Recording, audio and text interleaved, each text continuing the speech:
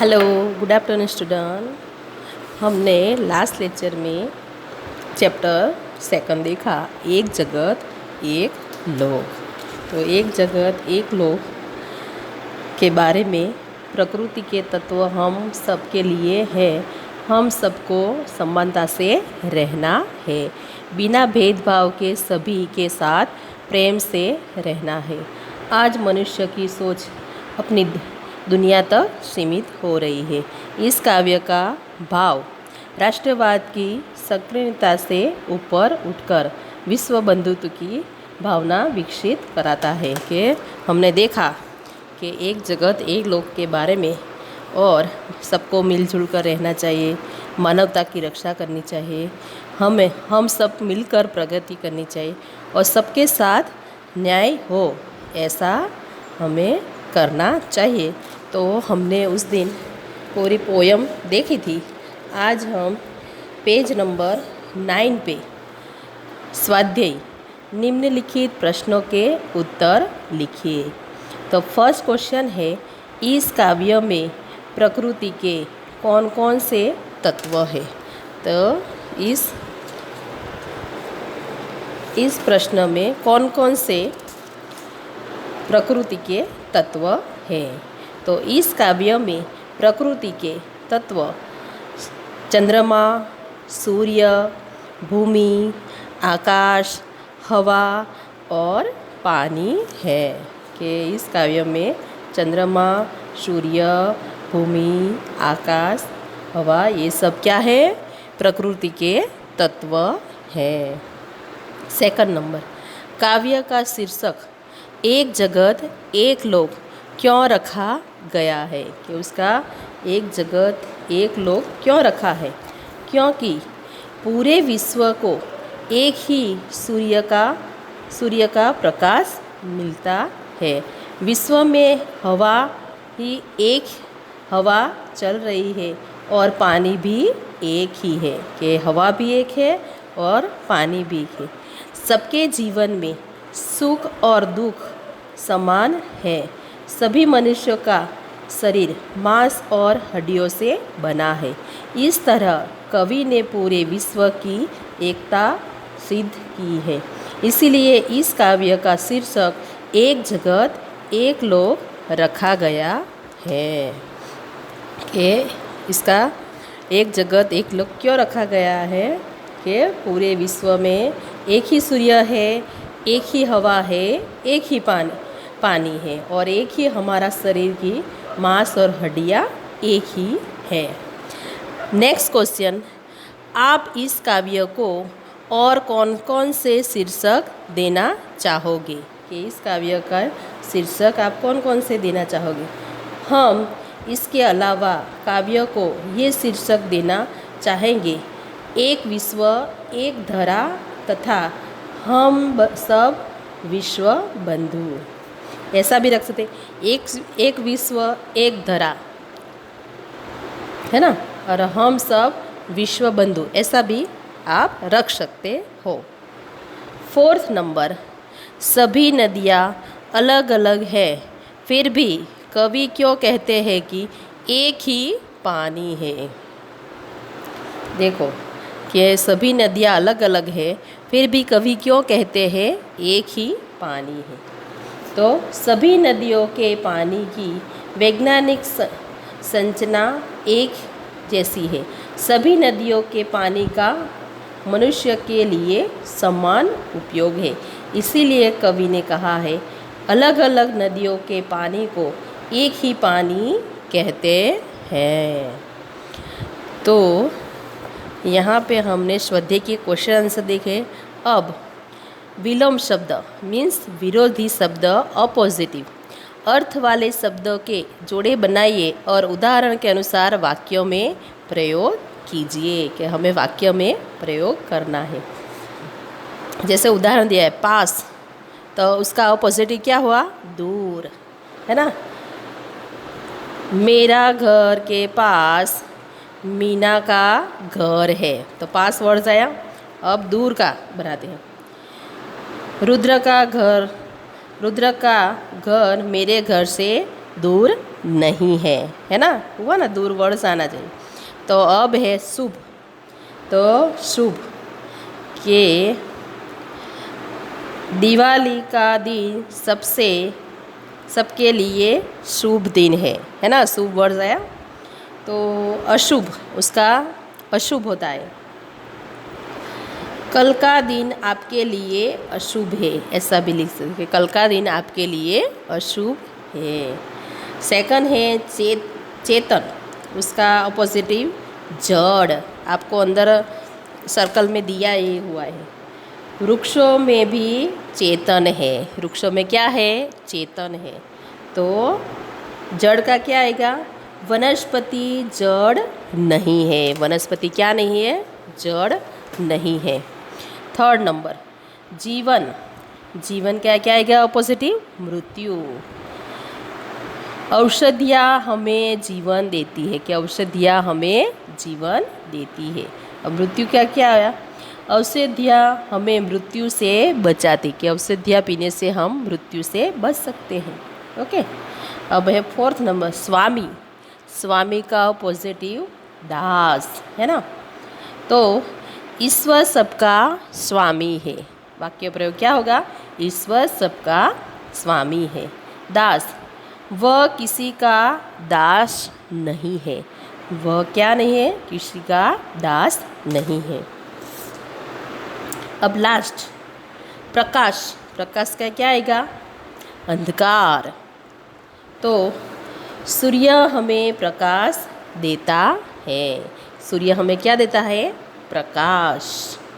और अंधकार, दीपक अंधकार का नाश करता है, कि दीपक क्या करता है, अंधकार का नाश करता है।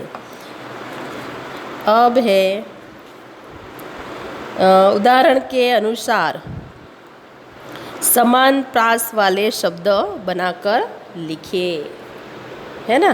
तो समान प्रास वाले शब्द, तो आना, तो उसका उदाहरण दिया है जाना, तो सुनकर, तो पढ़कर, मेहरबान, तो बागबान, सेठानी, तो जेठानी। फिर है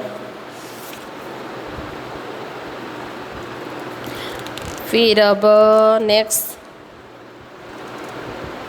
तो आपको ये आ जाएगा। अब है निम्नलिखित भाव दर्शाने वाली काव्य पंक्तियाँ लिखिए। आपको काव्य पंक्ति आपको जो अच्छी लगे वो लिख सकते। तो नीचे है, पूरे विश्व में एक ही सूर्य का प्रकाश है, एक ही हवा चल रही है और एक ही प्रकाश का जल है। और सेकंड है, समता का यह गीत पूरे विश्व हमेशा गा रहा है। अब है नेक्स्ट पेज पे क्या है, समानार्थी शब्द ढूंढकर घेरा बनाइए और लिखिए। क्या अब है, समानार्थी शब्द। तो समानार्थी शब्द तो वो पता है ना, समानार्थी और विरोधी तो आपको आते हैं। तो समानार्थी शब्द मीन्स उसका मीनिंग होता है और विरोधी में अपोजिटिव होता है। तो लोक का बॉक्स में है विश्व, दुनिया, है ना। फिर है मान का सम्मान, प्रतिष्ठा। थर्ड नंबर निशान, तो चिन्ह, नहीं तो संज्ञा, है ना। हाथ, तो उसका क्या आएगा, हस्त, पानी। फिर 5 नंबर अंबर, आकाश का आसमान, गगन, है ना। अब है नीचे, आपने जो समानार्थी शब्द ढूंढे हैं उनका वाक्य प्रयोग करना है। तो वाक्य प्रयोग विश्व, उसका मीनिंग दुनिया। तो क्या लिखोगे आपने, विश्व वर्ड जाना चाहिए आपको। तो सारा विश्व एक है, विश्व वर्ड आया, वैसे ही दुनिया का भी होना चाहिए। तो दुनिया में बहुत से देश है ना। तो फिर मान का सम्मान, है ना। तो प्रतिष्ठा भी होता है। तो हम बड़ों का हमें बड़ों का सम्मान करना चाहिए, है ना। फिर प्रतिष्ठा, अच्छे कामों से हमारी प्रतिष्ठा बढ़ती है। कि नहीं तो ऐसा भी बोल सकते हो, ऐसा भी लिख सकते हो, अच्छे कामों से हमारा मान होता है। फिर है चिन्ह, चिन्ह का क्या, संज्ञा, है ना। तो चिन्ह, यह किसी के पैर का चिन्ह है, ये पैर का चिन्ह है, चिन्ह बढ़ जाए। फिर संज्ञा, दरवाजे पर कोई संज्ञा नहीं है, कि दरवाजे पर कोई संज्ञा नहीं है। हस्त, हस्त की शोभा दान है, हस्त की शोभा क्या दान है ना, दान करते हैं ना, हस्त मीन्स हाथ भी होता है, तो शोभा दान है। पानी, सीता ने पानी से पानी पिया, मीन्स हाथों से पानी पिया। फिर है आकाश, आकाश का आसमान भी होता है और गगन भी होता है। तो आकाश में बहुत सारे तारे हैं, तो ऐसा भी बोल सकते हैं, आकाश का कहीं अंत नहीं होता। फिर है उसका आसमान, आसमान का रंग नीला है। फिर ऐसा भी लिख सकते हो, धीरे धीरे गगन बादलों से छा गया, है ना। तो इस तरह अब है नेक्स्ट पेज पे जाएंगे।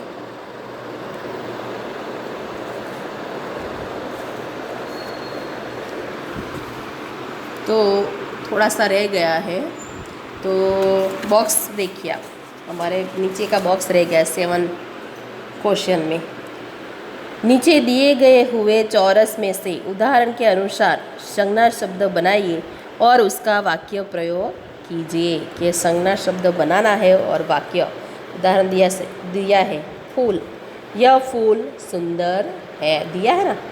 तो आपको अंदर ढूंढना है, तो अंदर मुझे तो कमल दिख रहा है, कमल, तो कमल, तालाब में कमल खिलते हैं। फिर सागर, सागर का पानी मुझे अच्छा लगता है। फिर है भारत, भारत भी है अंदर, सर्कल आपको बॉक्स में करना है। भारत, भारत एक विशाल देश है। फिर है हिमालय, हिमालय भी है, तो हिमालय, हिमालय सबसे ऊंचा पर्वत है।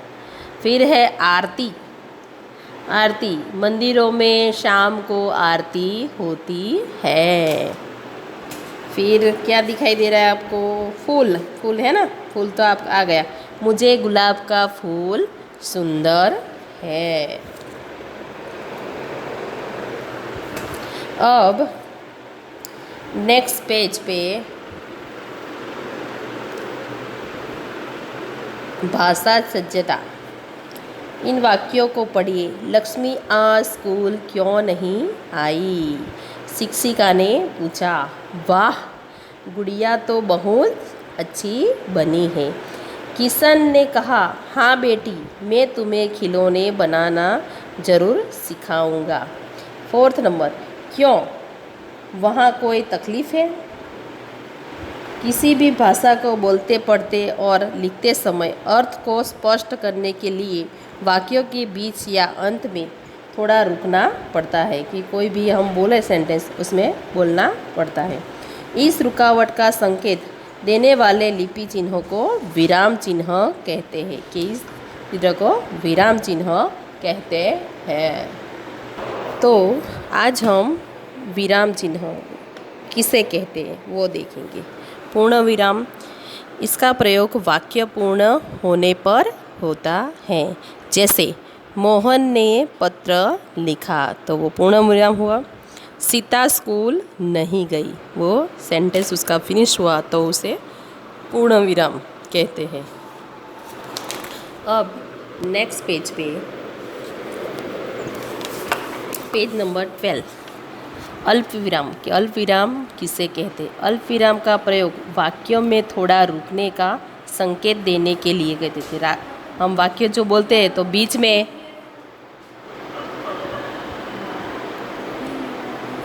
में रुकने के लिए करते हैं। जैसे राम, सीता और मोहन घर गए, तो राम के बाद जो विराम चिन्ह है, तो सीता और मोहन घर गए। जैसे रोको मत, जाने दो, तो वहाँ पे क्या क्या आएगा? अल्प विराम।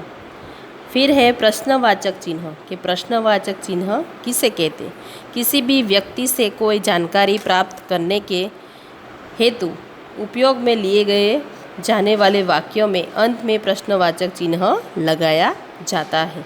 जैसे कि तुम कौन हो? क्या तुम विद्यालय गए थे? नहीं तो ऐसा, तुम क्या करते हो? तो फिर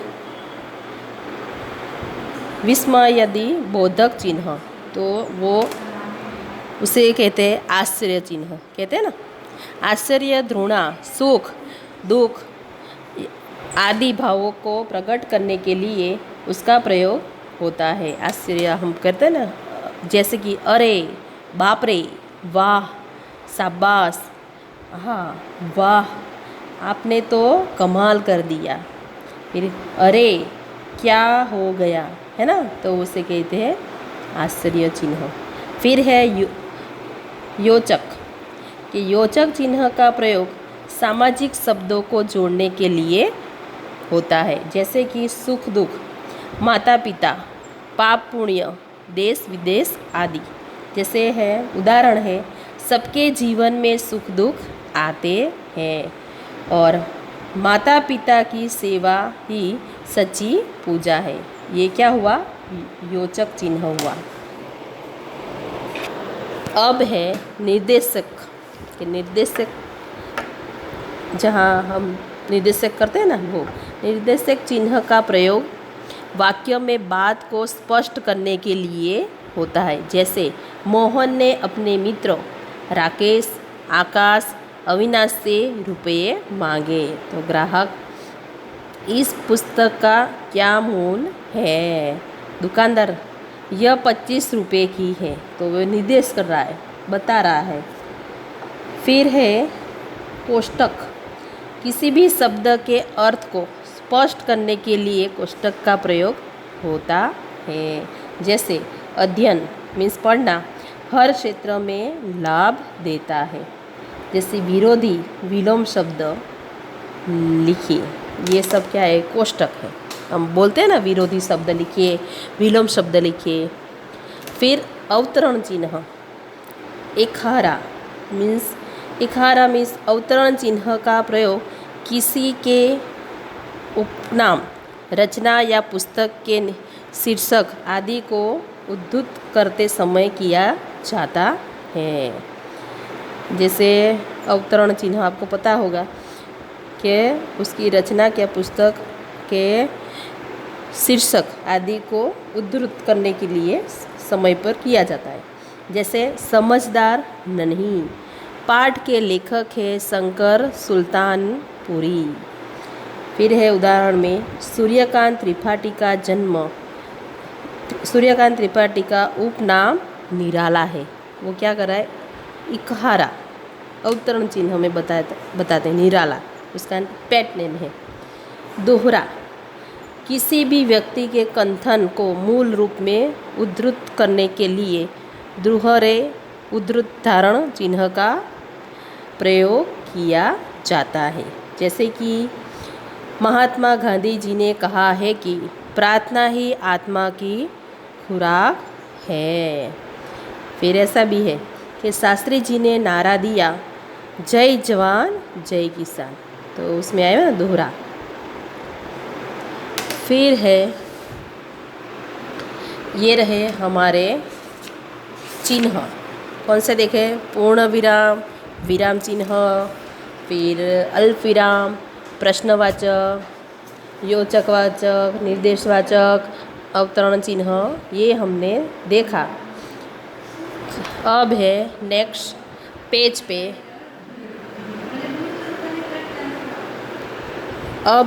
पेज पे, वाक्य में उचित विराम चिन्ह लगाइए। आपको इसमें विराम चिन्ह लगाना है, तो इसमें क्या आएगा?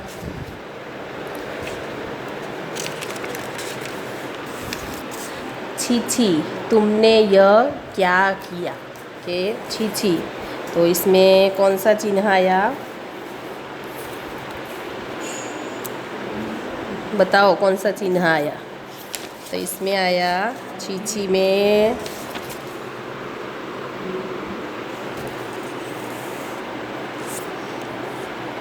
आश्चर्य, है ना। छी छी, तुमने यह क्या किया। सेकंड है वैशाली ने मयंक से कहा घर चलो, है ना, घर चलो। तो उसमें अल्पविराम भी आया और अवतरण चिन्ह भी आया, एक हरा पे मीन्स अवतरण चिन्ह। ओके, फिर है वाह मज़ा आ गया, तो इसमें क्या आ गया? इसमें भी आश्चर्य चिन्ह भी आया, दो बार आया। अरे तुम नहीं गए, तो इसमें क्या आएगा? अवतरण चिन्ह आया। अरे तुम नहीं गए, तो वो क्वेश्चन भी आया, प्रश्नवाचक चिन्ह भी आ गया इसमें। तो इस तरह ये हमारा चैप्टर आज कंप्लीट हुआ। अब नेक्स्ट पेज पे क्या है? लास्ट, इसमें आपको नीचे में कलर करना है आपको, और चित्र में रंग भरिए और प्रकृति के बारे में चर्चा कीजिए। आपको चर्चा करनी है स्कूल में आकर। ओके, फिर है लास्ट पेज 14 नंबर। निम्नलिखित कविता का गान कीजिए। सबकी दुनिया एक, धरती है हम सब की एक, आसमान हम सबका है एक, सूरज है हम सबका एक, चंदा है हम सबका एक, पानी है हम सबका एक, और पवन है सबका एक। है दुनिया में लोग अनेक, लेकिन सबकी दुनिया है एक। किसने लिखा है? द्वारका प्रसाद महेश्वरी ने। तो आपको ये घर पे गाना है। ऐसे ही एकता का भाव प्रकट करने वाली अन्य कविता को खोजकर लिखो। तो लिखना नहीं है, खाली आपको बोलना है। और दीपावली और ईद, पतेती, क्रिसमस जैसे त्योहारों के बारे में जानकारी, इसके लिए हम ऐसे लिखेंगे दिवाली, ईद, पतेती से। ओके, तो ये हमारा चैप्टर सेकंड आज कंप्लीट हुआ। नेक्स्ट लेक्चर में नेक्स्ट चैप्टर स्टार्ट करेंगे। Thank you.